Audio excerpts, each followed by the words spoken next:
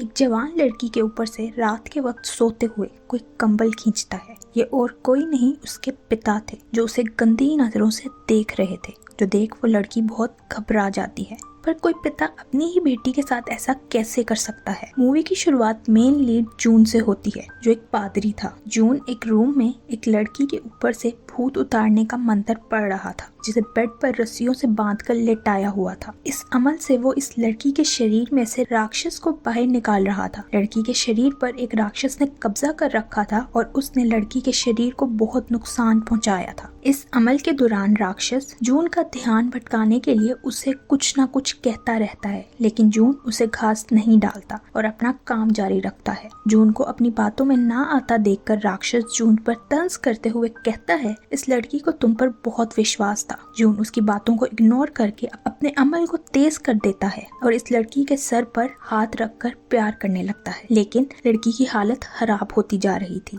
राक्षस अपना यह हरबा भी नाकाम होते देखकर हार नहीं मानता और लड़की की आवाज में उसकी माँ को आवाज देकर कहता है, ये पादरी मेरे साथ कुछ गलत करने की कोशिश कर रहा है। लड़की की माँ, जो रूम के बाहर खड़ी थी, अपनी बेटी की बात सुनकर अंदर आ जाती है और उसे वाकई ही लगता है कि जून उसकी बेटी के साथ कुछ गलत करने की कोशिश कर रहा है। मॉम के अंदर आने से अमल टूट गया था, जिस कारण राक्षस अपना वार कामयाब होता देखकर लड़की के शरीर को रस्सियों से आजाद करवाता विंडो में जाकर बैठ जाता है, ताकि वहाँ से कूदकर वो लड़की की जान ले सके। जब वो लड़की नीचे कूदने वाली थी, तभी जून उस लड़की को बाजू से पकड़ लेता है, जिससे वो लड़की हवा में झूलने लगती है। राक्षस ये देखकर लड़की के शरीर से निकल के उसकी माँ की शरीर में चला जाता है और जून से कहता है, हम तुम्हारे भगवान के दुनिया में आने से पहले इस दुनिया में रहते हैं। राक्षस वापस लड़की के शरीर में आ जाता है और जून से कहता है, तुम्हारे भगवान की तरह हम भी इस दुनिया में फैले हुए हैं और मैं इस दुनिया में वापस आऊंगा और तुम्हारे परिवार को मारकर उन्हें नरक में चूहों को खाने के लिए दे दूंगा। तभी लड़की जून के हाथ पर काट देती है, जिस कारण लड़की बिल्डिंग से नीचे गिर जाती है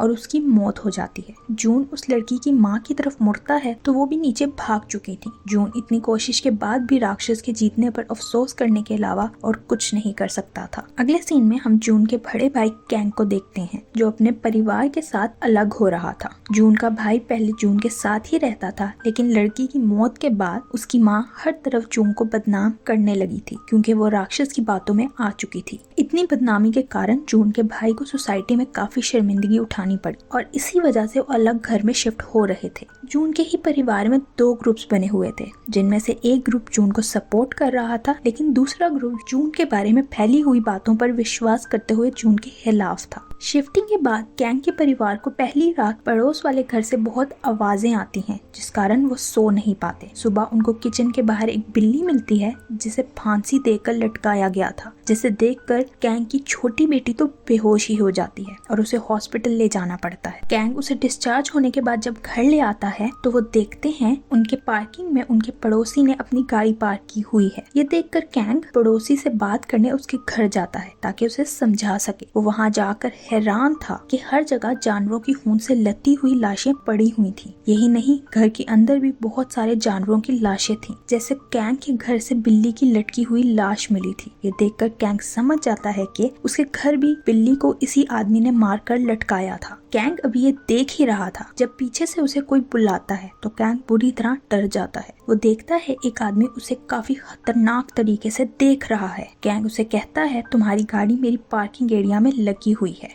ये आदमी कैंग को इस बात का कोई जवाब नहीं देता, तो आखिर कैंग उससे डरते हुए वहाँ से भागने की करता है। रात को उन लोगों को पड़ोस से फिर से आवाजें आती हैं, जिस कारण वो लोग सो नहीं पाते। कैंग तंग आकर पुलिस को कॉल करता है और उनके आने पर उन्हें सारी कहानी सुनाता है कि किस तरह इस आदमी ने अपने घर में जानवरों को मारकर लटकाया हुआ है। पुलिस उस आदमी से इन्वेस्टिगेशन करने उसके घर जाती है तो वहाँ कुछ भी नहीं था, सिर्फ एक कपड़ा बनाने वाली मशीन चल रही थी, जिसके शोर की वजह से कैंग का परिवार सो नहीं पाता था। कैंग ये देखकर शॉक था कि इस आदमी ने आखिर 3-4 घंटों में घर का हुलिया कैसे बदल दिया। पुलिस उस आदमी को शोर वाला काम सुबह करने का कहकर वहाँ से चली जाती है और बेचारा कैंग अभी तक बस इसी शौक में था कि यह आदमी आखिर करना क्या चाहता है। जून को देखे तो वो सो रहा था, तभी उसे एक सपना आता है। सपने में उसे मूवी के स्टार्ट वाली लड़की नजर आती है, जिसके अंदर मौजूद राक्षस जून को याद दिलाता है कि वो उसके परिवार के टुकड़े करने वाला है। ये सुनकर जून परेशान हो जाता है और उस पर खून की बारिश होने लगती है। तभी राक्षस जून पर हमला करता है, जिस कारण डर कर जून की आंख खुल जाती है। इसके बाद आखिर किसको ही नींद आनी थी, तो वो बेचारा सारी रात बस इसी बारे में सोचता रहता है। अगले सीन में हम कैंग की छोटी बेटी को देखते हैं जो सो रही थी। तभी कोई उस पर से कंबल खींचता है। उसे लगता है कि ये उसका छोटा भाई है, इसीलिए वो उसे डांटने लगती है। लेकिन ये कैंग था जो उसे बालों से पकड़कर दोबारा लिटाकर उसे काफी गंदी नजरों से देखने लगता है।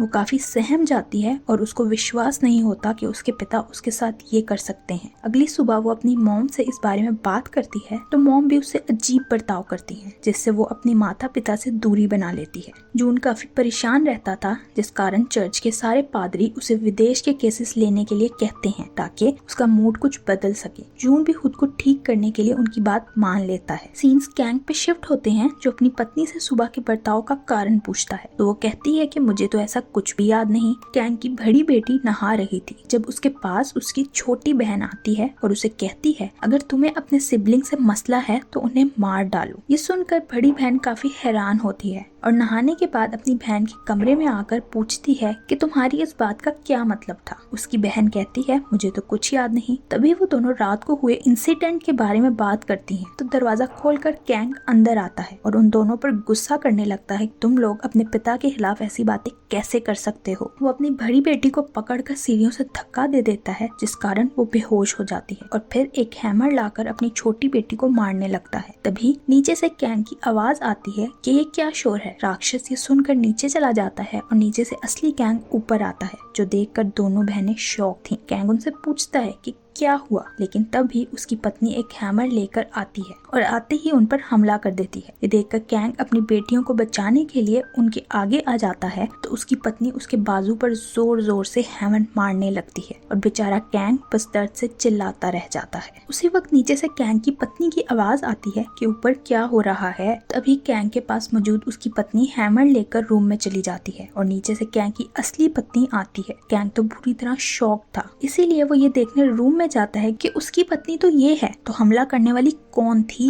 रूम में उसे हैमर के अलावा कुछ भी नजर नहीं आता। परिवार के सब लोग बातें करते हैं तो हमें पता चलता है कि अभी तक जो कुछ भी घर में हुआ वो सब राक्षस कर रहा था। यानी अभी तक जो भी बुरा हुआ वो राक्षस ने पहले कैंग के शरीर पर कब्जा करके अपने परिवार को नुकसान पहुंचाने और फिर उसकी पत्नी के शरीर में आकर कैंग को मारने की कोशिश करके किया। वो ये सब इसलिए कर रहा था ताकि वो परिवार के लोगों को आपस में लड़वा सके। कैंग ये सब देखकर जून को कॉल करके सारी सिचुएशन बताता है और उसे अपनी मदद के लिए बुलाता है, लेकिन जून साफ मना करते हुए बताता है कि मुझे आज रात कहीं जाना है। कैंग उसकी बात सुनकर हर्ट तो बहुत होता है, लेकिन जून को अपने घर आने के लिए फोर्स नहीं करता। जून के ना आने का सुनकर कैंग की पत्नी उस पर गुस्सा करती है कि हमने उसके लिए इतना सब किया और वो हमारी इतनी सी मदद नहीं कर सकता। कैंग उसे याद दिलाता है कि तुमने कभी उसके लिए कुछ नहीं किया, बल्कि तुम तो उससे छुप कर रेंट लेती रही, जिसका उसने मुझे कभी नहीं बताया। और तो और वो जून को खाना गर्म कर भी नहीं देती थी। इनकी बहस से हमें पता चलता है कि कैंग तो अपने भाई को सपोर्ट करता है, लेकिन उसकी पत्नी जून को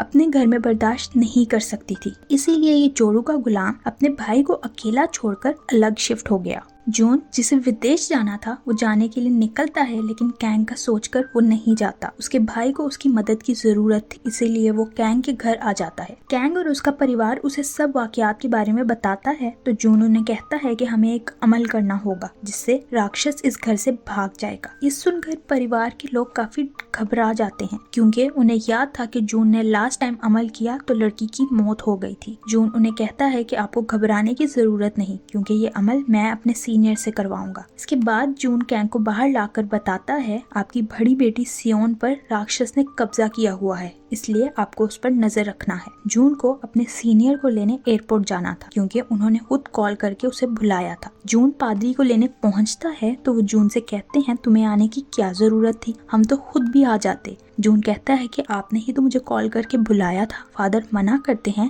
कि मैंने तो कोई कॉल नहीं की। ये सुनकर जून समझ जाता है कि राक्षस ने उसे घर से दूर रखने के लिए ये चाल चली, इसीलिए वो पादरी को लेकर तेजी से कार चलाते हुए घर आने की कोशिश करता है, लेकिन रास्ते में उसकी कार का बहुत बुरा एक्सीडेंट हो जाता है, जिसे देखकर लगता है कि कार में मौजूद सब लोग मर गए। ये एक्सीडेंट कुछ बर्ड्स की वजह से हुआ था जो कार के अगले हिस्से में जाने की कोशिश कर रही थी और इस वजह से जून का ध्यान भटक गया। दूसरी दूसरी तरफ घर में कैंग की छोटी बेटी एक मूर्ति लेने के लिए तहखाने में जाती है। जहाँ कोई उसका नाम पुकारता है तो वो पीछे मुड़कर देखती है, लेकिन वहाँ कोई नहीं था। वो फिर से अपने काम में मगन हो जाती है, लेकिन उसकी दूसरी तरफ से उसको एक आवाज सुनाई देती है। वो उस तरफ देखती है और तब ही कोई इनविजिबल शक्ति उसे खींचकर वहाँ मौजूद गैस हीटर में ले जाती है। हीटर का दरवाजा बंद कर देता है और अंदर आग जला देता है, जिसका मतलब था उस राक्षस ने कैंग की छोटी बेटी को जिंदा ही जला दिया था और पीछे उसका कोई सुराग भी नहीं छोड़ा था। इधर कैंग जून के कहने पर नीचे बैठा सियोन पर नजर रखे हुए था। कुछ देर बाद सियोन मेन गेट बंद करने के लिए बाहर जाने लगती है तो कैंग को लगता है कि राक्षस सियोन के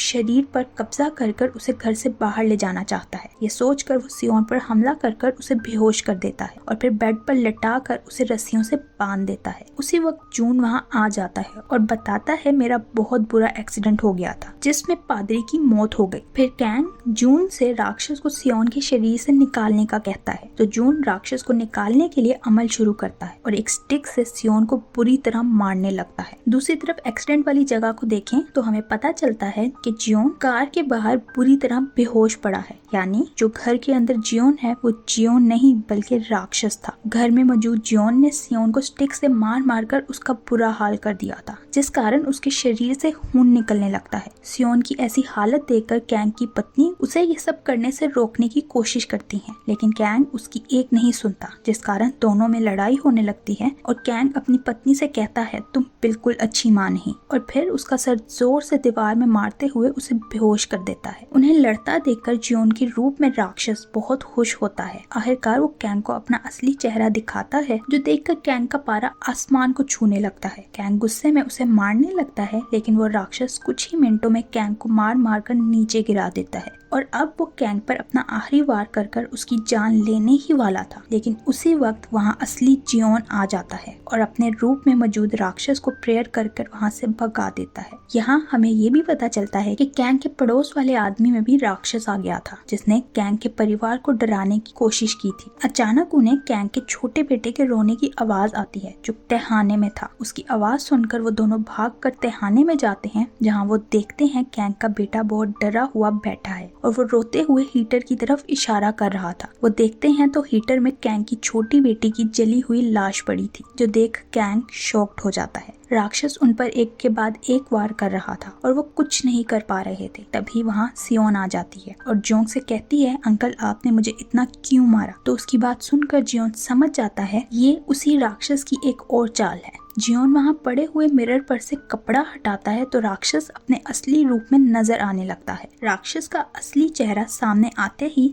जियोन मंत्र पढ़ने लगता है तो राक्षस जियोन के साथ ही मंत्र रिपीट करता है और अपने हाथ से क्रॉस बनाता है, जिससे पता चलता है वो राक्षस इतना ताकतवर था कि मंत्र का भी उस पर कोई असर नहीं हो रहा था। वो राक्षस जियोन के ऊपर हमला करते हुए उसके ऊपर बैठ जाता है और उसका गला दबाकर उसे मारने की कोशिश करता है। तभी कैंग जियोन को बचाने के लिए इधर उधर कोई चीज ढूंढने लगता है और उसे वहाँ होली वाटर की शीशी नजर आती है। कैंग उस शीशी में से सारा होली वाटर उस राक्षस के ऊपर फेंक देता है, जिसके असर से उस राक्षस का जून से ध्यान हट जाता है और यूं जून की जान बच जाती है। जून जल्दी से उठकर फिर से प्रेयर्स करने लगता है, लेकिन राक्षस पर जून के कोई भी हरबा काम नहीं कर रहा था। वो राक्षस कैंग और जून की मुंह धुलाई करता है और फिर कैंग को जान से मारने लगता है। ये देखकर जून अपने भगवान से प्रार्थना करता है कि इस राक्षस को मेरे अंदर आने दो और मुझे इतनी ताकत दो कि मैं इस राक्षस को खत्म कर सकूं। जियोन खुद उस राक्षस को अपने अंदर बुला रहा था और राक्षस तो यही चाहते हैं कि कोई इंसान अपनी मर्जी से उन्हें अपने शरीर में आने दे। ये देख के राक्षस सियोन के शरीर से निकलकर जियोन के अंदर आ जाता है तो जियोन के शरीर और राक्षस के बीच लड़ाई होने लगती है। जियोन इस लड़ाई को खत्म करने के लिए एक भारी सी लकड़ी के क्रॉस को तोड़ते हुए उसकी नुकीली साइड को अपने पेट के